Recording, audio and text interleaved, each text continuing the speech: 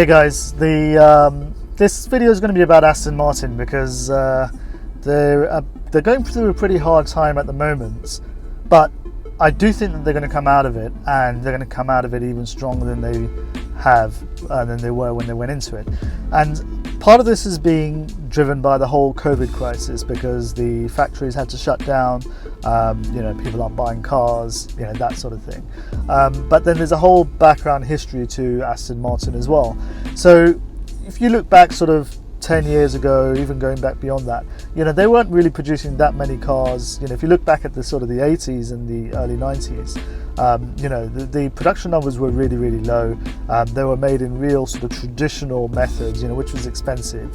And, they were really a niche car manufacturer. They got bought out a couple of times. I think from memory, I think Ford was one of the owners and other owners as well over the years. And, they, for the last 5 or 10 years, have been, on a great track. I mean, they're producing phenomenal cars, really class-leading cars, more sort of GT than sports cars that Ferrari produce. But, in some respects, their cars, do compete, with Ferraris and other cars of that sort of caliber as well. But there's always a little bit more of a sort of a luxury feel to them. The materials are always fantastic, the leathers, and the interiors just always feel very, very special, and the exteriors are always beautifully designed. So they've expanded their product range, and they haven't produced a dud car in all these years. And in modern time, none of the cars have been dud cars. They've all been really, really good, great to drive, sound fantastic, but still they're struggling a little bit. And there's a few reasons for that. As I mentioned, COVID is definitely one of them. But even going into the COVID crisis, their share price was dropping. They went public some years ago, and at the time, I think at the peak, their value was around about £4 billion market capitalization, and that's dropped now to about £1 billion, right? So it's dropped by 75%. But actually, their share price in total, it sort of drops, and it's come back up a little bit now. It actually dropped by about, I think, 94% in total. And even in the last week, the share price has doubled from where it was a week ago. So it's definitely moving in the right direction. But one of the reasons why it's rebounded is because the CEO recently resigned, Dr. Andy Palmer. And I've always liked the guy. I think that he's really driven Aston Martin forward. And he's brought it through some troubled times and some difficult times, in terms of going public, developing a new range of vehicles as well, sort of replacing existing models, and actually bringing a brand new model to market, the DBX. And the DBX is actually the most important Aston Martin ever manufactured, and I'll explain why. We all look at Aston Martin, look at their GT cars, their sports cars and things like that, and we sort of look at those as being the most important ones. But the reality is that the market has changed, and the industry has changed.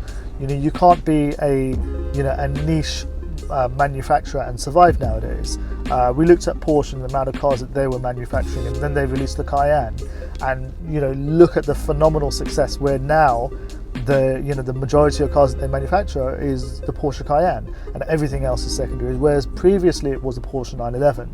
And Aston Martin, I mean, again, if you look at other manufacturers, Maserati with their SUV, Bentley with their SUV, and Rolls-Royce have also launched an SUV, and there's rumours, strong rumours of a Ferrari SUV coming, and that was something that never, that Ferrari actually said, we're never going to produce an SUV.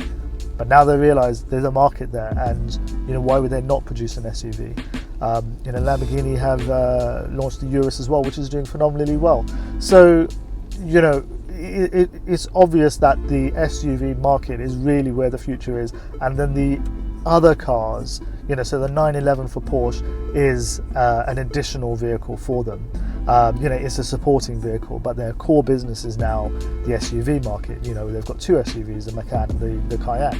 So, and three if you count the Cayenne Coupe as well. So, it's clearly where the market is, and for Aston Martin, it's going to be the most important car in their lineup. Luckily for Aston, the car looks fantastic. I mean, it really, really looks stunning from every angle, exterior, interior. They've absolutely nailed this one, which is great because they do nail cars. I mean, they do really design their cars so beautifully, and they finish them off so well. And this is no exception. I mean, it's a great car from every single angle. So, but the other reason why this is so important is because recently Aston Martin, they started up a new factory in St Anthem in Wales, and the background to that factory is actually quite interesting. It used to be a Ministry of Defence site, and then Aston Martin then took over the site itself. They redeveloped it over the last few years, and as of this year, that site is now live, and it's really a state-of-the-art manufacturing plant which has been set up. So the fact that it's got that history to it as well, where it was originally opened in 1938 as an MOD site.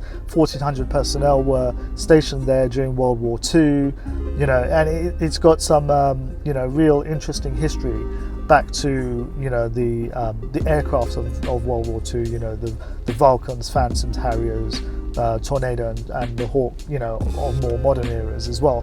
So it's got a really nice history to that, and we know that with Aston Martin there's that link between the aircraft and the motors side as well, where it's sort of playing on the whole Britishness and the British manufacturing and all of that. And of course, Aston Martin is the car of choice by James Bond. So what could get cooler than that? I mean, if you want an endorsement, it doesn't get better than James Bond. So the plant is hugely important, and that's it's been a big investment for Aston Martin to set up a brand new manufacturing plant, state of the art. So a huge amount of investment has gone into that, and the DBX is going to be manufactured there as well. And that's obviously hugely important. That plant starts producing and starts turning a profit, which is what Aston Martin need. They have had some fairly chunky losses in the last couple of years, last couple of quarters especially. So they've recently announced that they're laying off 500 staff as well, which is a real shame, but obviously in this current situation it's understandable. But interestingly, it's not being laid off at the St Anthem plant, it's being laid off elsewhere, because the DBX manufacturing and production is so important for the brand as they ramp up and start producing production model cars. So it's going to be an interesting year for Aston Martin. I mean, obviously the market thinks that the future is going to be strong. That's the reason why we've seen the share price double in the last week or so. It's going to be interesting when these cars finally start hitting the market in the summer. The test drives so far have all been phenomenal. We're actually going to be having a test drive of one, thanks to Aston Martin Middle East. They're arranging a car for us that's going to be available later this year. So we'll be giving you an in-depth review of the car as well. But I think if you look at the car, the specification of the car, the power, and the options list, how you can spec the car, you can really personalize these vehicles.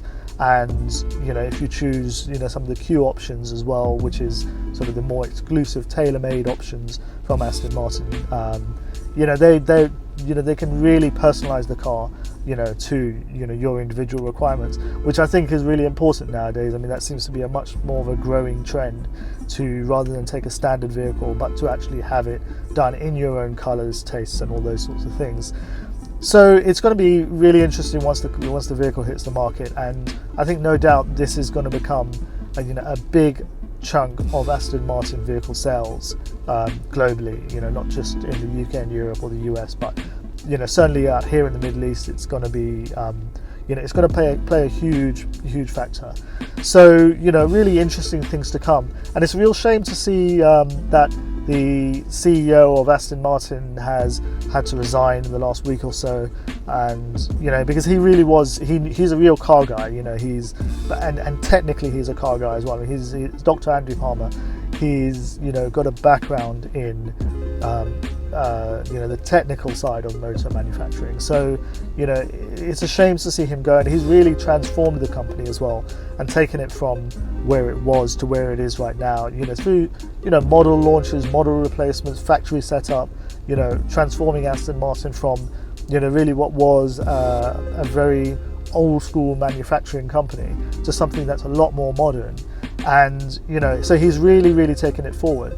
But the new CEO, he's going to be stepping in fairly soon, and his name is Tobias Moers. And if you're not familiar with him, he is the head of Mercedes AMG, and he's been there for quite a number of years. So Mercedes AMG, they do produce the engines now for Aston Martin.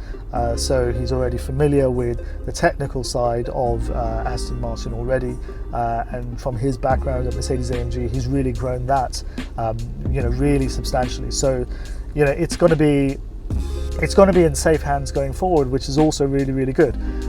But it's going to be interesting to see the changes that he brings into the brand as well. A German, obviously that's going to bring in a slightly different way of doing things too. So it'll be interesting to see how those changes filter in over the next sort of 5 years or so. But obviously he's very focused on the DBX being a success, and for Aston Martin to bounce back from where it is. I don't think Aston Martin is going anywhere. I mean, it's had some pretty large investments over the last 12 months, over the last 6 months, I believe. And we have a new chairman who was also one of the major investors in Aston Martin, and he also led a consortium of other investors as well. So he's also now the new chairman of Aston Martin. So the investors are committed to Aston Martin. They can see the potential of the brand and how it's going to do. So it'll be great to see Aston Martin doing well over the years. And I think also within the dealership network, things are going to be improved substantially as well. I think the look and everything, they've from a marketing perspective, from if you look at the dealerships themselves, they look absolutely amazing. As do Ferrari dealers and other dealers as well. But I think the look that sort of stone color look that the dealers have, I think they look really great. I know here in the Middle East, some manufacturers like McLaren have really struggled in the dealerships, support service and things like that. And I think that's a major focus of Aston Martin here in the Middle East in particular. To make sure that the support and the customer service is there. So I think the next 12 months are going to be really interesting for Aston Martin. It's going to be great to see this particular model come out. Aston Martin have other models, more exclusive models coming out shortly as well. And their lineup is, in my opinion, it's one of the best in the industry. So it'll be great to see how things improve. Just hoping COVID doesn't sort of continue to impact things, but we'll keep an eye on that, and we'll bring you any sort of developing news stories around Aston Martin or around other manufacturers on our website, supercartribe.com. So if you haven't already done so, do subscribe. We produce weekly content, or we are doing weekly contents now, and we like to keep you up to date with what's going on. So subscribe if you want to be informed. Hit the bell. But if you've enjoyed the video, do give us a thumbs up, and we'll be back next week with another video.